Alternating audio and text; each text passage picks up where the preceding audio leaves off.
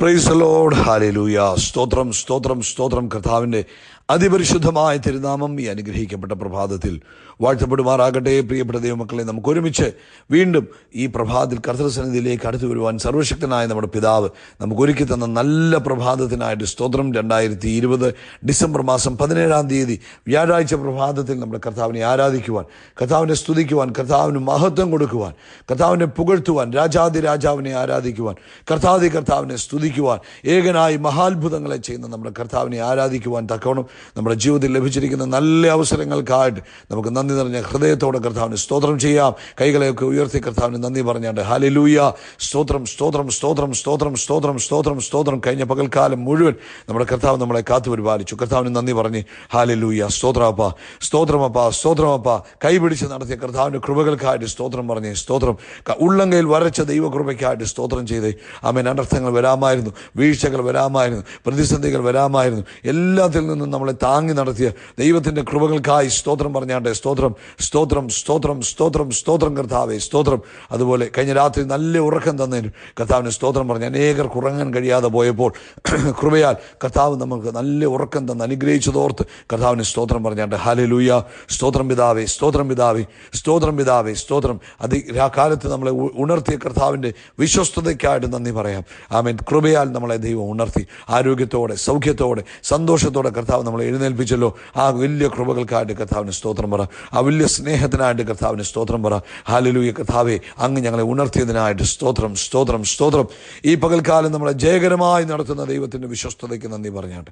ആമേൻ. കൃപയിൽ നമ്മളെ സൂക്ഷിച്ച് അനർത്ഥങ്ങളിൽ നിന്ന് വിടുവിച്ച് കർത്താവ് നമ്മളെ ഈ പകൽക്കാലം നടത്തുന്ന വൻ കൃപകൾക്കായിട്ട് കർത്താവിന് നന്ദി പറ.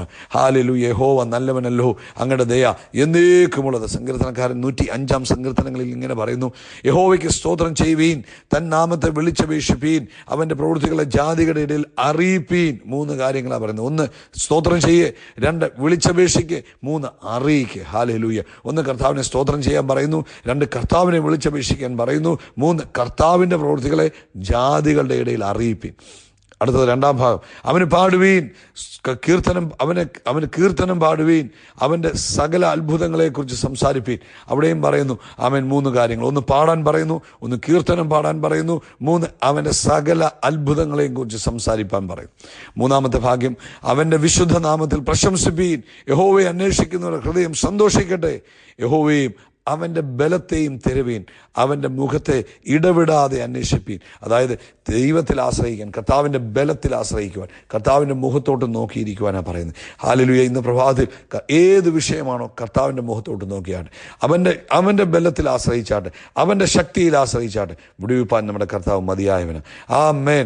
അത്ഭുതം ചെയ്യാൻ കർത്താവ് മതിയായവന്. അവൻ ആരിലും ഉന്നതനാ പ്രിയപ്പെട്ടവർ. അതുകൊണ്ട് സന്തോഷത്തോടെ കർത്താവിനെ അല്പസമയം സ്തോത്രം ചെയ്തുകൊണ്ട് നമുക്ക് പ്രാർത്ഥിക്കാം. എല്ലാ കണ്ണുകളും അടച്ച് പ്രാർത്ഥിച്ചാട്ടെ. ഈ 17 പ്രഭാതത്തിൽ നമ്മുടെ പ്രാർത്ഥനയുടെ ഉപവാസത്തിൻ്റെ 7ാം ദിവസത്തിൽ കർത്താവ് നമ്മളെ എത്തിച്ചിരിക്കുക. അവിടെ നിശ്ചയമായിട്ടും എല്ലാവരും ഒരുമിച്ച് പ്രാർത്ഥിച്ചാണ്. നമ്മൾ കണ്ണുകൾ അടഞ്ഞിരിക്കട്ടെ. നമ്മൾ ഒരുമിച്ച് പ്രാർത്ഥിക്കാൻ പോകും. ഒരുമിച്ച് ആരും മൗനമായിരിക്കാതെ എല്ലാവരുടെയും കണ്ണുകൾ അടച്ച് അവൻ സന്തോഷത്തോടെ കർത്താവിൻ്റെ സന്നിധിയിലേക്ക് അടുത്ത് വന്നാട്ട് നമുക്ക് ഒരുമിച്ച് പ്രാർത്ഥിക്കാം. ഞങ്ങളുടെ സ്വർഗീയ അപ്പാ, ഞങ്ങൾ യേശുക്രിസ്തുവിൻ്റെ നാമത്തിൽ ഈ പ്രാർത്ഥനയുടെയും ഉപവാസത്തിൻ്റെയും 7ാം പ്രഭാതത്തിൽ ഞങ്ങൾ അങ്ങനെ പൊന്മുഖത്തേക്ക് നോക്കുക. കഴിഞ്ഞ പകൽക്കാലം മുഴുവൻ ഞങ്ങളെ കാത്തു പരിപാലിച്ച് അങ്ങനെ വിശ്വസ്തതയ്ക്കായിട്ട് സ്തോത്രം. ആമേൻ. ഈ പ്രഭാതത്തിൽ ഞങ്ങളെ ഉണർത്തിയ ദൈവകൃപയ്ക്കായിട്ട് സ്തോത്രം. അപ്പോൾ ഈ പകൽക്കാലം ഞങ്ങളെ കൈപിടിച്ച് നടത്തുന്ന കർത്താവിൻ്റെ വിശ്വസ്തതയെ ഓർത്ത് ഞങ്ങൾ അങ്ങേക്ക് നന്ദി പറയുന്നു. അപ്പം ഞങ്ങൾ അങ്ങേ ആരാധിക്കുന്നു. അപ്പം ഞങ്ങൾ അങ്ങേ സ്തുതിക്കുന്നു. ഞങ്ങൾ അങ്ങേക്ക് നന്ദി പറയുന്നു. യഹോവ നല്ലവനല്ലോ, അങ്ങയുടെ ദയ എന്നേക്കുമുള്ളത്. കഴിഞ്ഞ പകൽക്കാലം ഞങ്ങളുടെ വാക്കിലോ പ്രവൃത്തിയിലോ ചിന്തയിലോ ഒക്കെ അങ്ങേ വേദനിപ്പിച്ചിട്ടുണ്ടെങ്കിൽ ഞങ്ങളോട് ക്ഷമിക്കണം. യേശു ക്രിസ്തുവിൻ്റെ രക്തത്താൽ ഈ പ്രഭാതം ഞങ്ങളെ ഒന്നുകൂടൊന്ന് കഴുകണമെന്ന് ഞങ്ങൾ ഒരുമിച്ച് പ്രാർത്ഥിക്കുക. കർത്താവേ, പ്രത്യേകിച്ച് കർത്താവേ, ഈ പ്രഭാതത്തിൽ കർത്താവേ, ഞങ്ങളെ നടത്തിയ വിധങ്ങളെ ഓർത്ത് ഞങ്ങൾ സ്തോത്രം പറയുന്നു. പ്രത്യേകിച്ച് കർത്താവേ, ഈ ശബ്ദം കേൾക്കുന്ന എല്ലാ മക്കൾക്കും വേണ്ടി പ്രാർത്ഥിക്കും. നിന്റെ കുഞ്ഞുങ്ങൾ എവിടെയാണെങ്കിലും ഏത് സാഹചര്യത്തിലാണെങ്കിലും ഇന്ന് പകൽക്കാലം അത്ഭുതം ചെയ്യാൻ ഞങ്ങളുടെ പിതാവ് മതിയായവനാകിയാൽ സ്തോത്രം. ഞങ്ങളുടെ അപ്പൻ വിശ്വസ്തനാകിയാൽ സ്തോത്രം. അങ്ങേക്ക് അസാധ്യമായിട്ട് ഒന്നുമില്ലാത്തതോർത്ത് സ്തോത്രം. അങ്ങ് അത്ഭുതത്തിൻ്റെ ദൈവമാകിയാൽ സ്തോത്രം. അപ്പം ഇന്ന് പകൽക്കാലം തൻ്റെ കുഞ്ഞുങ്ങളുടെ ജീവിതത്തിൽ അത്ഭുതങ്ങളെ കർത്താവ് ചെയ്യണമേ. അങ്ങേക്കൊന്നും അസാധ്യമല്ലല്ലോ കർത്താവേ. അവർ ഏത് വിഷയത്തിൽ ഭാരപ്പെട്ടിരിക്കുന്നു അതിൻ്റെ മേൽ ഞങ്ങൾ പിതാവിനോട് ഒരത്ഭുതം ചോദിക്കുക. അങ്ങേക്ക് കഴിയാത്ത കാര്യമില്ല അപ്പ, അങ്ങ് അത്ഭുതം ചെയ്യണമേ. അവൻ രോഗത്തിലിരിക്കുന്നവരെ അങ്ങ് ഇന്ന് പകൽക്കാലം സൗഖ്യമാക്കണമേ. യേശു ക്രിസ്തുവിൻ്റെ നാമത്തിൽ പരിപൂർണ്ണ സൗഖ്യം യേശുവിൻ നാമത്തിൽ വ്യാപരിക്കട്ടെ. പൂർണ്ണ ആരോഗ്യം ഉണ്ടാകട്ടെ, പൂർണ്ണ സ്വസ്ഥത ഉണ്ടാകട്ടെ. അത്ഭുതകരമായ വിടുതലുകൾ തൻ്റെ കുഞ്ഞുങ്ങളുടെ ജീവിതത്തിൽ ഉണ്ടാകുന്നതിനായിട്ട് സ്തോത്രം ചെയ്യുന്നു. അതുപോലെ കർത്താവെ, സാമ്പത്തിക പ്രതിസന്ധിയിലൂടെ കടന്നു പോകുന്നവരെ കർത്താവ് അതിനകത്തുനിന്ന് വിടുവിക്കണമേ. ജോലിയിൽ വിഷയങ്ങൾ അനുഭവിക്കുന്നവർക്ക് അതിനകത്തൊരു സ്വാതന്ത്ര്യവും സമാധാനവും കൊടുക്കണമേ. ബിസിനസ്സിൽ തകർച്ച അനുഭവിക്കുന്നവർ യേശു ക്രിസ്തുവിൻ്റെ നാമത്തിൽ എഴുന്നേറ്റ് വരട്ടെ. യേശു ക്രിസ്തുവിൻ്റെ നാമത്തിൽ കയറി വരട്ടെ. ഇന്ന് പകൽക്കാലം കർത്താവെ, ബിസിനസ്സുകാർക്ക് വേണ്ടി പ്രാർത്ഥിക്കുന്നു. തകർച്ച അനുഭവിക്കുന്നവർ ഇന്ന് പകൽക്കാലം വിടുതൽ പ്രാപിക്കണമേ. ദൈവത്തിൻ്റെ കൃപ വ്യാപരിക്കണമേ. അത്ഭുതങ്ങൾ നടക്കണമേ. ദൈവമഹത്വം വ്യാപരിക്കണമേ. കർത്താവെ, അങ്ങേക്കൊന്നും അസാധ്യമല്ല. അങ്ങ് അത്ഭുതം ചെയ്യുന്നതിനായിട്ട് സ്തോത്രം. അതുപോലെ കർത്താവ്, മറ്റു ഭാരത്താൽ പ്രയാസത്താലൊക്കെ കഴിയുന്നവരെ ഞങ്ങൾ കർത്താവിൻ്റെ കരങ്ങളിൽ ഏൽപ്പിച്ച് പ്രാർത്ഥിക്കുന്നു. ദൈവത്തിൻ്റെ കൃപ വ്യാപരിക്കണമെന്ന് പ്രാർത്ഥിക്കുന്നു. ഹല്ലേലൂയ, സ്തോത്രം കർത്താവേ. തലമുറകൾക്ക് വേണ്ടി പ്രാർത്ഥിക്കുന്നു. കർത്താവിനെ വഴി നടത്തുന്ന കൃപകൾക്കായി സ്തോത്രം. കുഞ്ഞുങ്ങളില്ലാതെ ഭാരപ്പെടുന്ന പ്രിയപ്പെട്ട ദമ്പതിമാർക്ക് വേണ്ടി ഞങ്ങൾ പ്രാർത്ഥിക്കുക. കർത്താവായ യേശു ക്രിസ്തുവിൻ്റെ നാമത്തിൽ അവർക്ക് കുഞ്ഞുങ്ങൾ ഉണ്ടാകട്ടെ. അവർക്ക് കുഞ്ഞുങ്ങൾ ഉണ്ടാകട്ടെ. യേശു ക്രിസ്തുവിൻ്റെ നാമത്തിൽ കുഞ്ഞുങ്ങൾ ഉണ്ടാകട്ടെ. കർത്താവേ, ഈ പകൽക്കാലം അങ്ങ് ഞങ്ങളെ നടത്തുന്ന കൃപകൾക്കായിട്ട് സ്തോത്രം. ഇന്നത്തെ ഫാസ്റ്റിംഗ് പ്രയറിൻ്റെ 7-ാം ദിവസത്തെ ഞങ്ങൾ അനുഗ്രഹിച്ച് പ്രാർത്ഥിക്കുന്നു. പ്രാർത്ഥനയോടും ഉപവാസത്തോടും കൂടെ ഇരിക്കുന്ന നിന്റെ മക്കളെ അനുഗ്രഹിക്കുകയും അവരെ ബലപ്പെടുത്തുകയും അവർക്ക് വേണ്ടുന്ന ശക്തി കൊടുക്കുകയും ചെയ്യണമെന്ന് പ്രാർത്ഥിക്കുന്നു. വൈകിട്ടത്തെ മീറ്റിങ്ങിനെ ഏറ്റവും അനുഗ്രഹപൂർണ്ണമാക്കി തീർക്കുകയും ചെയ്യുന്ന ദൈവകൃപയ്ക്കായി സ്തോത്രം. യേശു ക്രിസ്തുവിൻ നാമത്തിൽ തന്നെ ആമേൻ, ആമേൻ, ആമേൻ. കർത്താവ് നിങ്ങളെ ധാരാളം അനുഗ്രഹിക്കട്ടെ. ദൈവത്തിൻ്റെ കൃപയും സമാധാനവും നിങ്ങളുടെ ജീവിതത്തിൽ വർദ്ധിച്ചു വരട്ടെ. ഈ പ്രാർത്ഥനയുടെയും ഉപവാസത്തിൻ്റെയും 7-ാം ദിവസം കൂടുതൽ സമയം കർത്താവിൻ്റെ സന്നിധിയിൽ ഇരിക്കുക. കർത്താവിൻ്റെ വചനം കൂടുതൽ വായിക്കുക. മർക്കോസിൻ്റെ സുവിശേഷം 1 മുതൽ 4 വരെ, അപ്പോസ്തല പ്രവൃത്തി 9-ാം അധ്യായം, 2 കൊരിന്ത്യർ 1 മുതൽ 7 വരെ, അതുപോലെ വെളിപ്പാടിൻ്റെ പുസ്തകം 7-ാം അധ്യായം. ഇതാണ് നമ്മൾ ഇന്നത്തെ നമ്മുടെ റീഡിംഗ് പോർഷനകത്തുള്ള ഭാഗങ്ങൾ. നിശ്ചയമായിട്ടും എല്ലാവരും വായിക്കുക. ഇന്നലത്തെ എന്തെങ്കിലും പെൻഡിങ് ഉണ്ടെങ്കിൽ അതുകൂടി ഇന്ന് വായിച്ച് തീർക്കണം, മറക്കരുത്. അതുകൊണ്ട് കൂടുതൽ സമയം കർത്താവിൻ്റെ സന്നിധിയിൽ സ്പെൻഡ് ചെയ്താൽ അത് നിങ്ങളുടെ ജീവിതത്തിൽ അനുഗ്രഹമാകും. ഈ പ്രാർത്ഥനയിലും ഉപവാസത്തിലും നമ്മൾ ഇരിക്കുമ്പോൾ നമ്മൾ കർത്താവിനോടുകൂടെ ചേർന്നിരിക്കണം. എങ്കിൽ മാത്രമേ കർത്താവിൽ നിന്നുള്ള പകർച്ച നമ്മളിലേക്ക് ഇറങ്ങി വരികയുള്ളൂ. കേട്ടോ, കർത്താവ് നിങ്ങളെ അനുഗ്രഹിക്കട്ടെ. തുടർന്ന് നമ്മൾ കർത്താവിൻ്റെ വചനത്തിൽ അല്പസമയം കേൾക്കാൻ പോവുക. പ്രാർത്ഥനയോടുകൂടെ ഇരിക്കണം. ആമേൻ. മത്തായിയുടെ സുവിശേഷം 11-ാം അധ്യായത്തിൽ അതിൻ്റെ 28-ാം ഭാഗത്ത് കർത്താവ് അസാധാരണമായ ഒരു വാഗ്ദത്തം തന്നു. നമുക്ക് ചിന്തിക്കാൻ കഴിയാത്തൊരു വാഗ്ദത്തം. ഇവിടെ പറയാം, അധ്വാനിക്കുന്നവരും ഭാരം ചുമക്കുന്നവരുമായുള്ളവരെ എല്ലാവരും എൻ്റെ അടുക്കൽ വരുവീൻ, ഞാൻ നിങ്ങളെ ആശ്വസിപ്പിക്കും. ഹല്ലേലൂയ. ഇവിടെ കർത്താവ് പറയുക, അധ്വാനിക്കുന്നവരും ഭാരം ചുമക്കുന്നവരുമായ എല്ലാവരുമേ നിങ്ങൾ എൻ്റെ അടുക്കൽ വരുവീൻ, ഞാൻ നിങ്ങളെ ആശ്വസിപ്പിക്കും. സാധാരണ ആരും പറയാത്തൊരു ഒരു വാക്കാണ്. ഈ അധ്വാനിക്കുന്നവരും ഭാരമൊക്കെ ഉള്ളവർ എങ്ങോട്ടേലും പോകും, സമാധാനമുള്ളവർ ഇങ്ങോട്ട് വാ എന്നാണ് എല്ലാവരും ആഗ്രഹിക്കുന്നത്. എല്ലാവരുടെയും ആഗ്രഹം എന്ന് പറഞ്ഞാൽ സമാധാനമുള്ള ആരോടെങ്കിലും ഇടപെടുകയാണെങ്കിൽ നമുക്ക് കുറച്ച് സമാധാനം കിട്ടും. സന്തോഷമുള്ളവൻ്റെ കൂടെ ഇരുന്നാൽ നമുക്കും കുറച്ച് സന്തോഷം കിട്ടും. പ്രശ്നക്കാരനോടെയും പ്രയാസമുള്ളവൻ്റെയും വേദനയുള്ളവരോടെയൊക്കെ ഇരുന്ന് കഴിഞ്ഞാൽ നമുക്കൊരിക്കലും സമാധാനം കിട്ടത്തില്ല. അതുകൊണ്ട് എന്നാൽ കർത്താവിൻ്റെ വാഗ്ദത്തം എന്ന് പറഞ്ഞാൽ എന്തുവാ? അധ്വാനിക്കുന്നവരും ഭാരം ചുമക്കുന്നവരുമായുള്ളവർ. നമ്മൾ പറയുന്ന പല ആളുകളും വീടിൻ്റെ വാതിൽക്ക് വന്ന് ആരെങ്കിലും ഒക്കെ ബെല്ലടിക്കുമ്പോൾ പറയും, അവൻ ആ പ്രശ്നവും കൊണ്ട് വന്നിരിക്കുക, ആ പ്രയാസവും കൊണ്ട് വന്നിരിക്കുക, അത് പറയാൻ വന്നിരിക്കുക, ഇനി അത് കേട്ടോണ്ടിരിക്കണമല്ലോ എന്നൊക്കെ പറയുന്ന ഒരു കാലഘട്ടത്തിലാണ് നമ്മൾ ജീവിക്കുന്നത്. എന്നാൽ നമ്മുടെ കർത്താവ് അങ്ങനെയല്ല പറയുന്നത്. നമ്മുടെ കർത്താവ് പറയുന്നത്, നിങ്ങൾ അധ്വാനിക്കുന്നവരാണോ, നിങ്ങൾ ഭാരം ചുമക്കുന്നവരാണോ, നിങ്ങൾ പ്രയാസപ്പെടുന്നവരാണോ? ആമേൻ, സ്തോത്രം. പ്രിയപ്പെട്ടവരെ, ഇന്ന് പ്രഭാതത്തിൽ ഒരു കാര്യം മനസ്സിലാക്കണം. നമ്മുടെ ഹൃദയത്തിൽ വഹിക്കുന്ന ഏത് വിഷമമാണെങ്കിലും ഏത് വിഷയമാണെങ്കിലും യേശു അറിയുന്നു എന്ന് ഓർക്കുമ്പോൾ, യേശു അത് കാണുന്നു എന്ന് ഓർക്കുമ്പോൾ നമ്മുടെ ഹൃദയത്തിൽ സന്തോഷമല്ലേ? അതേ പ്രിയപ്പെട്ടവരെ, ഇന്ന് പ്രഭാതത്തിൽ മനസ്സിലാക്കി, നിങ്ങൾ ഇന്ന് പകൽക്കാലം ഏത് ഭാരമാണ് നിങ്ങളെ അലട്ടിക്കൊണ്ടിരിക്കുന്നത്, നിങ്ങളെ കഠിനമായിട്ട് ഭാരപ്പെടുത്തുന്നത് എന്താണോ അത് യേശു അറിയുന്നു പ്രിയപ്പെട്ടവരെ.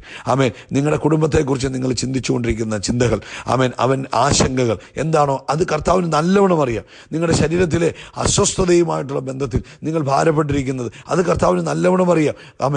നിങ്ങൾ നിങ്ങളുടെ കുഞ്ഞുങ്ങളെക്കുറിച്ച് വിചാരപ്പെടുന്നത്, നിങ്ങളുടെ ജോലിയെക്കുറിച്ച് വിചാരപ്പെടുന്നത്, ഹല്ലേലൂയ, മാനസികമായി ഉണ്ടാകുന്ന എല്ലാ ഭാരങ്ങളും വ്യതകളും ഒരുപക്ഷെ നമ്മൾ നമ്മുടെ പ്രിയപ്പെട്ടവരോട് പറഞ്ഞിട്ടുണ്ടാകത്തില്ല. എന്നാൽ പോലും അത് രോഗത്തെക്കുറിച്ചായിരിക്കാം, അല്ലെങ്കിൽ മറ്റു പല വിഷയങ്ങളായിരിക്കാം, നമ്മൾ സ്വന്തം ഭർത്താവിനോടോ ഭാര്യയോടോ പറയാത്ത കാര്യം പോലും ആയിരിക്കാം. എന്നാൽ ഇന്ന് പ്രഭാതത്തിൽ മനസ്സിലാക്കി, കർത്താവ് ഇതെല്ലാം അറിയുന്നു കേട്ടോ. നമ്മുടെ ഹൃദയത്തിലുള്ള എല്ലാ തിളപ്പുകളും ഭാരങ്ങളും പ്രയാസങ്ങളും, നമ്മൾ ആരോടും പറയാതെ മറച്ചു വെച്ചിരിക്കുന്ന വിഷയങ്ങൾ പോലും നമ്മൾ നമ്മുടെ യേശു അറിയുന്നു എന്ന് ഓർക്കുമ്പോൾ എത്ര പേർക്ക് ആ യേശുവിനോടൊരു സ്തോത്രം പറയാൻ പറ്റും? ഹല്ലേലൂയ യേശു എന്ന് പറയാൻ പറ്റും. ഞാനങ്ങനെ സ്നേഹിക്കുന്നു എന്ന് പറയാൻ പറ്റും. മറ്റാർക്കും അറിയാൻ മേലാത്തത്. ഒരുപക്ഷെ നമ്മുടെ പുറമേയുള്ള സന്തോഷം കാണുമ്പോൾ എല്ലാവരും പറയും, ആ പുള്ളിക്ക് നല്ല സന്തോഷമാണ്, ഇതൊക്കെയാ പറയും. പക്ഷേ കർത്താവ് പറയുക, നമ്മുടെ എല്ലാ അവസ്ഥകളും അതുപോലെ അറിയുന്ന കർത്താവാണ് നമ്മളോട് പറയുന്നത്, നീ എൻ്റെ അടുക്കലോട്ട് വാ, ഞാൻ നിങ്ങളെ ആശ്വസിപ്പിക്കാം. അത് മലയാളത്തിൽ പറയുന്നു. ഇംഗ്ലീഷിൽ പറഞ്ഞു, ഞാൻ നിനക്ക് റെസ്റ്റ് തരാം. അർത്ഥം എന്നാണെന്നറിയാം, ഞാൻ ആദ്യം എടുത്തോളാം. ഈ ആശ്വസിപ്പിക്കാമെന്ന് പറഞ്ഞാൽ തോളെ തട്ടിയിട്ട്, സാരമില്ല ബ്രദറെ, ഞാനും ഇതുപോലൊക്കെ കടന്നു പോയിട്ടുണ്ട്, നമുക്ക് പ്രാർത്ഥിക്കാമെന്ന് പറയുന്നത്. എന്നാൽ ഞാൻ നിനക്ക് റെസ്റ്റ് തരാമെന്ന് പറഞ്ഞാലോ, ഞാൻ നിനക്ക് റെസ്റ്റ് തരാമെന്ന് പറഞ്ഞാൽ അതിൻ്റെ അർത്ഥം ഞാൻ അതിങ്ങ് എടുത്തോളാം, നീ ഇനി അത് എടുക്കണ്ട. ഞാനതിന് ഉദാഹരണം ഇങ്ങനെയാണ് പറയുന്നത്. പണ്ട് കാലങ്ങളിൽ നാട്ടിൽ ഈ വാഹന സൗകര്യങ്ങളൊക്കെ ആകുന്നതിന് മുമ്പ് വലിയ ഭാരം ചുമന്നുകൊണ്ട് ദൂരദേശങ്ങളിലേക്ക് നടന്നു പോകും വലിയ കാര്യങ്ങളുമായിട്ട്. അപ്പോൾ ഈ പോകുന്ന വഴിയിൽ ചുമട് താങ്ങി എന്ന് പറയുന്നൊരു സാധനമുണ്ട്, റോഡ് സൈഡിൽ വെച്ചിരിക്കും. അപ്പോൾ ഈ പോകുന്ന ആൾ, ചുമടെടുത്തുകൊണ്ട് പോകുന്ന ആൾക്ക് ക്ഷീണം വരുമ്പോൾ ഈ ചുമട് താങ്ങിയുടെ മുകളിൽ കൊണ്ടുവെക്കും. എന്നിട്ട് സ്വസ്ഥമായിട്ട് അവിടെ ഇരുന്ന് വെള്ളം കുടിക്കും. ഈ ചുമട് താങ്ങിയുടെ മുകളിൽ വെയിറ്റ് വെച്ചിരിക്കുന്നിടത്തോളം കാലം, ഭാരം വെച്ചിരിക്കുന്നിടത്തോളം കാലം ഈ ഭാരം ചുമന്നുകൊണ്ട് വന്ന വ്യക്തി ടോട്ടലി ഫ്രീ ആണ്, റെസ്റ്റ് എടുക്കുക. ഇതുപോലെ പ്രിയപ്പെട്ടവരെ യേശു പറഞ്ഞത്, അവൻ നമുക്ക് സ്വസ്ഥത തരാമെന്ന് പറഞ്ഞെങ്കിൽ ഇംഗ്ലീഷിൽ പറയുന്നത്, ഞാൻ നിങ്ങൾക്ക് റെസ്റ്റ് തരും. അതായത് നിങ്ങൾ ഇനി അതെടുക്കേണ്ട ആവശ്യമില്ല, ഞാൻ നിങ്ങൾക്ക് വേണ്ടി എടുത്തോളാം, നിങ്ങൾ എൻ്റെ കയ്യിൽ തന്നാൽ മതി. അതാണ് ആ പത്രോസിന്റെ ലേഖനത്തിൽ പറയുന്നത്. അവൻ നമുക്കായി കരുതുന്നതാകിയാൽ നമ്മുടെ സകല ചിന്താകുലവും അവൻ്റെ മേലിട്ടുകൊള്ളുവിൻ. അപ്പോൾ ഇന്ന് പ്രഭാതത്തിൽ കർത്താവ് നമുക്ക് വലിയൊരു ഓഫർ തരിക. നിങ്ങൾ എത്ര കഠിനപ്പെട്ടിരിക്കുന്ന പ്രശ്നത്തിലൂടെ പോവാണോ, എത്ര ഭാരപ്പെട്ടിരിക്കുന്ന വിഷയത്തിലൂടെ പോവാണോ, അത് നമ്മൾ എന്ത് ചെയ്യണം? അവൻ്റെ കയ്യിൽ കൊടുക്കാൻ ഞാൻ നിങ്ങൾക്ക് റെസ്റ്റ് തരാം. വിശ്വസിക്കുന്നവരാ സ്വസ്ഥതയിൽ പ്രവേശിക്കുന്നത്. അതായത് വിശ്വസിക്കുന്നവർക്ക് ആ റെസ്റ്റ് ലഭിക്കുന്നത്. എബ്രായ ലേഖനത്തിൽ പറയുന്നൊരു പദമാണ്, വിശ്വസിക്കുന്നവരായ നാമല്ലോ സ്വസ്ഥതയിൽ പ്രവേശിക്കുന്നത്. അത് നിത്യമായ സ്വസ്ഥതയെക്കുറിച്ചാണ് പറയുന്നതെങ്കിൽ പോലും ഇവിടെയും നമുക്ക് ആ പദവുമായിട്ടൊന്ന് ബന്ധിപ്പിച്ച് നോക്കിയാൽ, പ്രിയപ്പെട്ടവരെ, അങ്ങനെ നമ്മൾ വിശ്വസിക്കണം. എൻ്റെ കർത്താവ് എന്നോട് പറഞ്ഞു, എൻ്റെ ഭാരം എന്താണോ, എനിക്ക് താങ്ങാൻ കഴിയാത്ത വിഷയം എന്താണോ, ഞാൻ ആകുലപ്പെട്ടിരിക്കുന്ന പ്രയാസം എന്താണോ, അത് അപ്പൻ്റെ കയ്യിലോട്ട് കൊടുക്കുക. അപ്പൻ സ്വസ്ഥത തരാമെന്ന്, അവനിലേക്ക് റെസ്റ്റ് തരാമെന്ന് അപ്പൻ പറഞ്ഞപ്പോൾ നമ്മളത് വിശ്വസിക്കണം. ദൈവവചനത്തെ വിശ്വസിക്കുന്നവർക്കാണ് ദൈവവചനത്തിൻ്റെ ആ ആഴമേറിയ വിടുതലുകളെ അനുഭവിക്കാൻ കഴിയുന്നത്. നിങ്ങൾക്കറിയാമോ, എല്ലാ വചനത്തിനകത്തും അസാധാരണമായ വിടുതലുകളുണ്ട്. ഹല്ലേലൂയ. പക്ഷേ കർത്താവ് പറയുന്നത്, ആ വിടുതൽ അനുഭവിക്കണമെങ്കിൽ നമ്മൾ എന്ത് ചെയ്യണം? നമ്മൾ സ്വസ്ഥമായിരിക്കാൻ തക്കവണ്ണം വിശ്വസിക്കണം.